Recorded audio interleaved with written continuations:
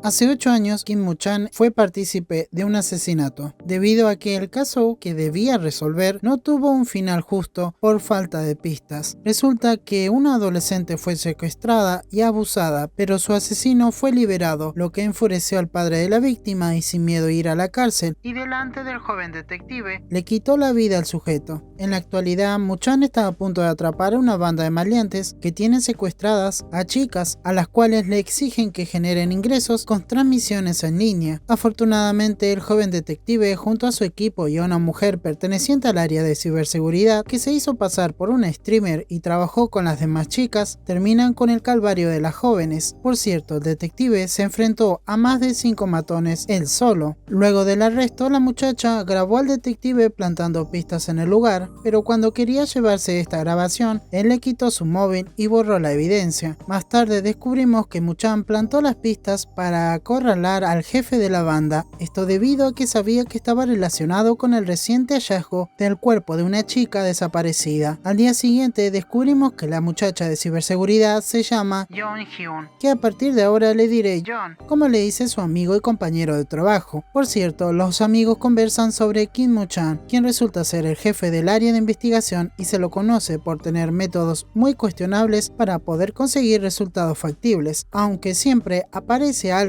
que arruina sus casos. A continuación vemos a Kim Moo-chan llegar a una prisión para liberar a un acusado de traficar videos de menores. Él sabe que este sujeto no se arrepentirá, por lo que antes de liberarlo deja que la gente que estaba afuera protestando lo golpeen. Por cierto, el señor que mató al asesino de su hija ahora es conocido como el profesor. Luego de ser liberado, el criminal llamado Bae Gi-chul le pide a su esposa rusa, la cual lo ayuda a salir más rápido de la cárcel, discos llenos de nuevos videos. Por la noche, Jun se encuentra con su hermana y ambas regresan a su casa juntas. Por cierto, Jun chocó con un joven que misteriosamente las observa. Al rato, ella le pide a su hermana que no vea las noticias con la condición de que arreglará su computadora, aunque luego su hermana no le hace caso y mira el programa de su periodista favorita, mientras que John tiene acceso al dispositivo de su hermana, descubriendo algo peculiar, un archivo que contiene un aviso del antihéroe de esta historia. En otra parte de la ciudad, mientras Kim Moo-chan se reúne con la esposa del maleante para pedirle que le dé información valiosa para culpar a su esposo, Gi-chul les ordena a sus secuaces que reactiven todos los negocios. Luego llega a su casa y piensa golpear a su esposa por no recibirlo correctamente, pero tranquilos que Moo-chan lo golpea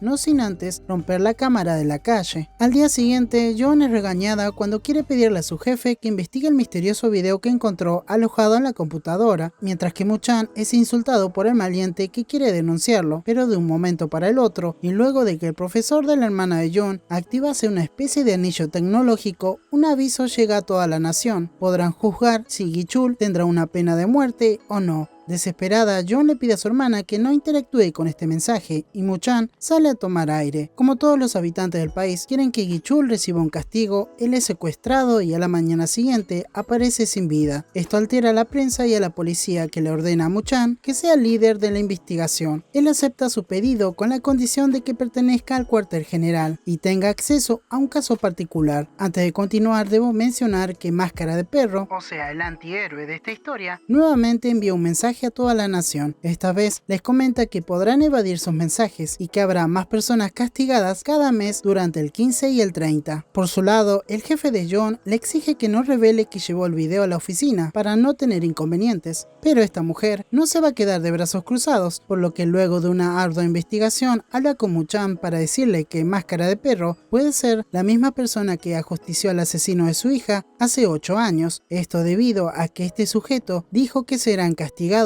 los demonios que fueron considerados inocentes, lo mismo que dijo el señor durante su sentencia. Y hasta aquí el resumen del primer capítulo de Killing Boat. No sabía qué esperar de esta historia, pero parece bastante intrigante. Como la han votado, la tendré en cuenta. Sin más nada que decirle, me despido hasta un próximo resumen.